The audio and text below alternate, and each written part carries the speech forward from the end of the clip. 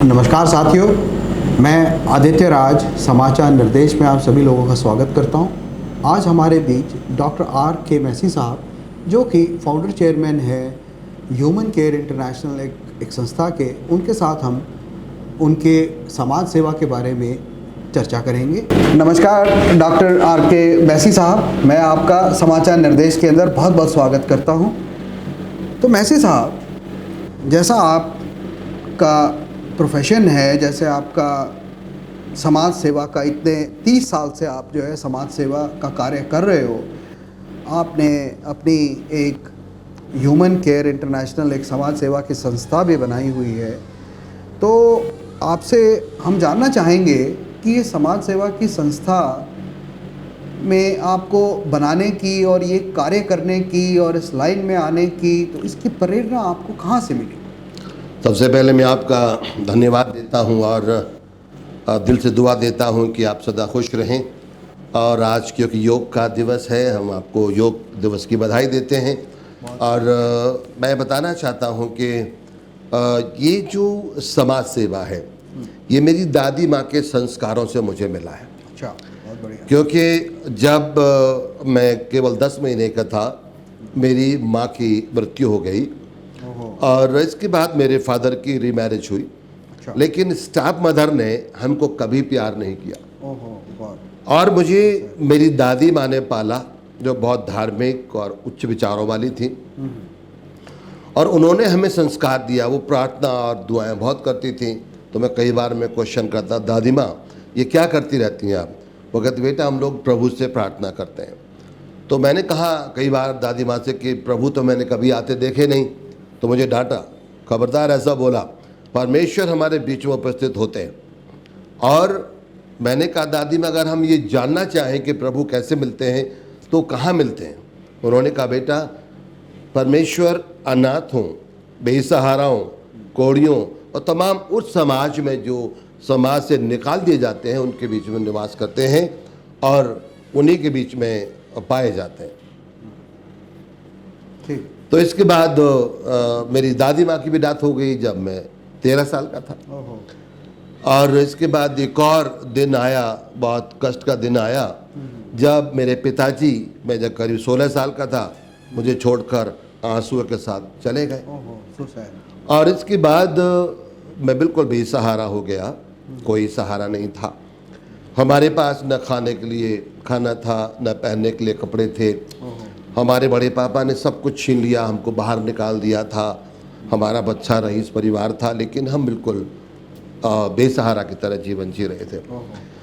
फिर एक बार मेरी एक मुलाकात हुई एक भाई से, वो मेरा दोस्त बन गया। मैं उनके पास रहने लगा। उसकी माँ विधवा थी, वो कहीं काम करती थी। वो जब काम पर चली जाती तो मैं घर में अकेला रहता था उनके साथ। 3 अप्रैल 1984 को मैंने घुटने टेके प्रभु से प्रार्थना की कि हे परमेश्वर, दादी माँ कहती थी कि आप मिलते हैं दुख में और सुख में साथ रहते हैं। प्रभु आप मुझे बताइए कि मेरे जीवन का उद्देश्य क्या है। और मैं बिलख बिलख कर परमेश्वर के आगे रोने लगा। और इसके बाद मैंने एक सपना देखा। सपने में क्या था कि कुष्ठ रोगी है, जिसके हाथ गले हुए हैं, पैर भी गले हुए हैं, फेस गला हुआ है, पट्टियाँ बंधी हुई हैं, काफ़ी बुरी हालत में है, वो भीख मांग रहा है। और मैंने देखा तो काफ़ी मैं डरने लगा, क्योंकि मैंने कभी ऐसा आदमी नहीं देखा था।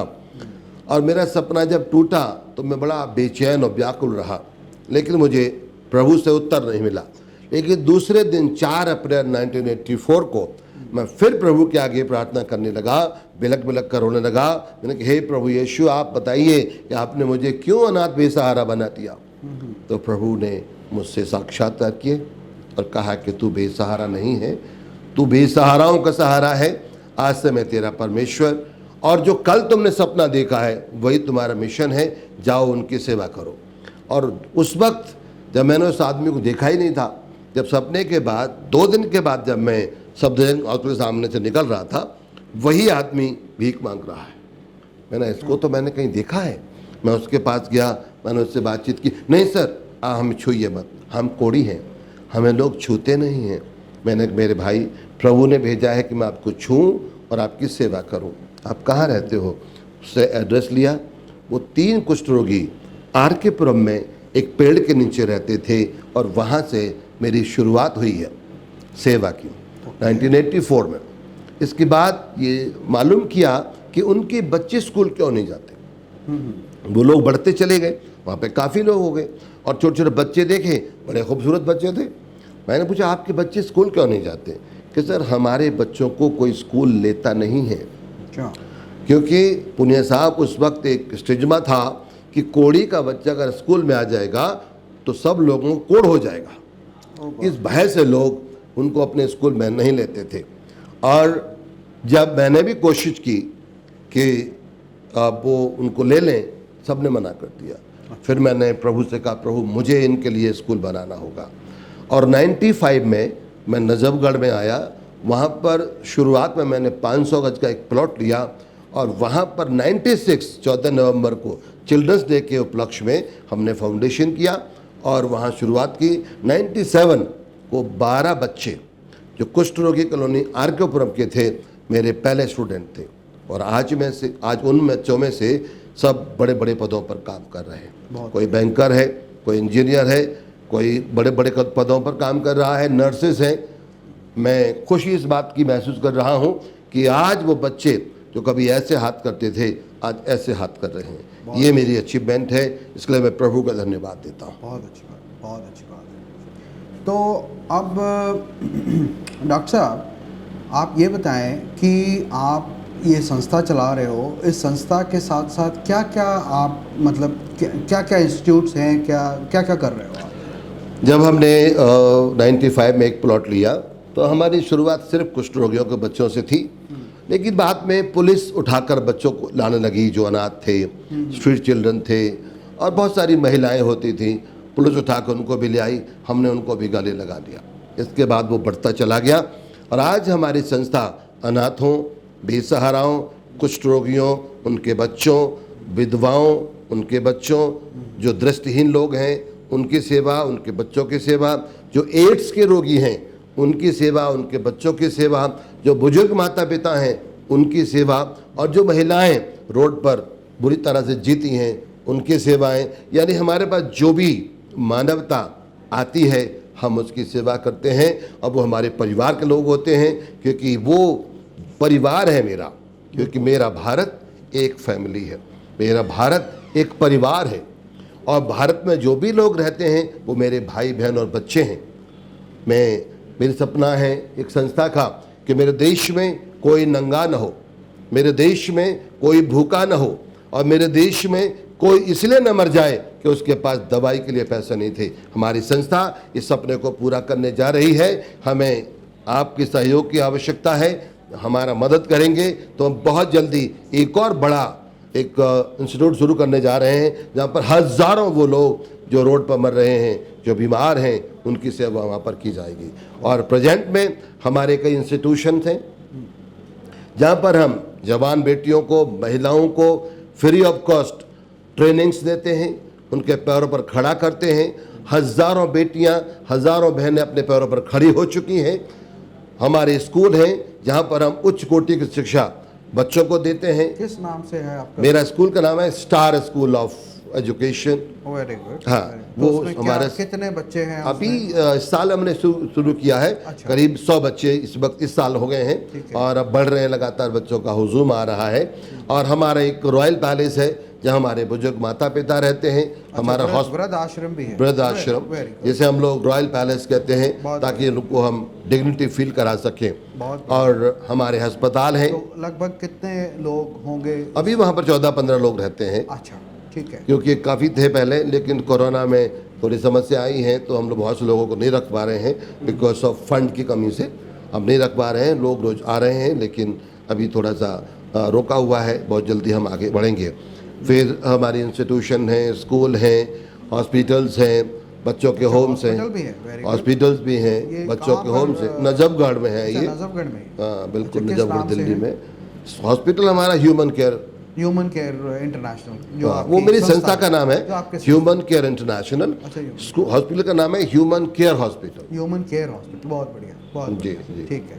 तो लगभग कितने पेशेंट्स अकोमोडेट कर लेते ये हो? तो सर हमारा हॉस्पिटल 2011 से काम कर रहा है और हज़ारों लोग उसके द्वारा लाभ प्राप्त कर रहे हैं। और हमारा बेसिक होता है उनको बचाना, जो जिनके पास पैसे नहीं हैं हम उनकी लाइफ सेव करते हैं, कितनी बचाते हैं। कैपेसिटी होगी अंदर? 25 बेड हॉस्पिटल है, पूरा 25 रजिस्टर्ड बेड, है, दिल्ली गवर्नमेंट से रजिस्टर्ड है बहुत बढ़िया, बहुत बढ़िया। एंड लगातार चल रहा है। बहुत अच्छे, बहुत अच्छे और आपको जानकर बड़ी खुशी होगी पूर्णिया साहब जी। कि मुझे 38 साल हो गए मानव सेवा करते हुए और आज तक मेरे पास कोई सपोर्ट नहीं है। अरे अब बिना किसी सपोर्ट के और अपनी मेहनत से और अपनी लगन से और समाज की से उससे सपोर्ट से बहुत अच्छा काम कर रहे हैं। मेरी सपोर्ट है आप लोग, वो लोग जो मेरे काम को प्यार करते हैं, वो जो लोग मुझे प्यार करते हैं, वो हमेशा खड़े रहते हैं मेरे साथ। और मैंने अपनी लाइफ में बड़े चमत्कार देखे हैं और उन चमत्कारों को देखकर मेरा विश्वास बढ़ा है और मैं जान गया कि ये काम मैं नहीं कर रहा, स्वयं परमेश्वर कर रहे हैं। ठीक बात है। क्योंकि आज मैं किसी को खाना नहीं खिला सकता, हज़ारों लोग खाना खा रहे हैं। एक दिन वो था कि मुझे खाने की ज़रूरत थी, मैं भूखा रहता था, आज हज़ार लोग खाना खा रहे हैं। कोरोना के टाइम में हमारी संस्था ने प्रतिदिन 6000 लोगों को भोजन दिया। Very good. और 2 महीने तक लगातार दिया। ये सब आपके सहयोग से चला, हमारे जो प्रिय भाई बहन उनके सहयोग से चला और लगातार चलता जा रहा है। बहुत अच्छे, बहुत अच्छे। अच्छा मैसी साहब, एक चीज़ बताएं कि आजकल जैसे सुनते हैं कि समाज सेवा संस्थान, NGOs जिनको कहते हैं, ये लोग मतलब कुछ सुना है कि भी सरकार से पैसा वैसा लेने के लिए चलाते हैं। मतलब आप इस बारे में क्या कहना चाहोगे? देखिए सर, मैं किसी की बुराई तो कर नहीं सकता। समाज सेवा बहुत कठिन कार्य है। अगर आप समाज सेवा करना चाहते हैं तो अपने आप से इनकार करना पड़ेगा, अपने आप को कुर्बान करना पड़ेगा, वरना आप सेवा नहीं कर सकते। जी डॉक्टर साहब, आपकी काफ़ी संस्थाएं चल रही हैं, तो एक बार ज़रा अपनी जो संस्थाएं चल रही हैं उसके बारे में कुछ थोड़ा सा विस्तार में हमारे दर्शकों को ज़रा जानकारी दें। हमारी संस्था ह्यूमन केयर इंटरनेशनल जो पिछले 38 सालों से सेवा कर रही है, अभी हमारे बहुत सारे प्रोजेक्ट हैं। स्टार इंडिया ट्रेनिंग इंस्टीट्यूट, इसके द्वारा हम यूथ को जो सपना देखता है वो पूरा नहीं कर पाया, हम उनके सपने को पूरा कराते हैं। बहुत सारे प्रकार की ट्रेनिंग उन्हें देते हैं, computer, art and craft, dress designing, beauty parlour, English spoken और तरह तरह की ट्रेनिंग है, जिससे लेकर हज़ारों लोग अपने पैरों पर खड़े हो रहे हैं। हमारी संस्था लगातार उनको लाइफ और फ्यूचर दे रही है। हमारे अस्पताल हैं, हमारे स्कूल्स हैं, हमारे वृद्ध आश्रम्स हैं, हमारे बच्चों के होम्स हैं और हमारे बहुत सारे काम, मेडिसिन बैंक हैं, हमारे फूड बैंक्स हैं।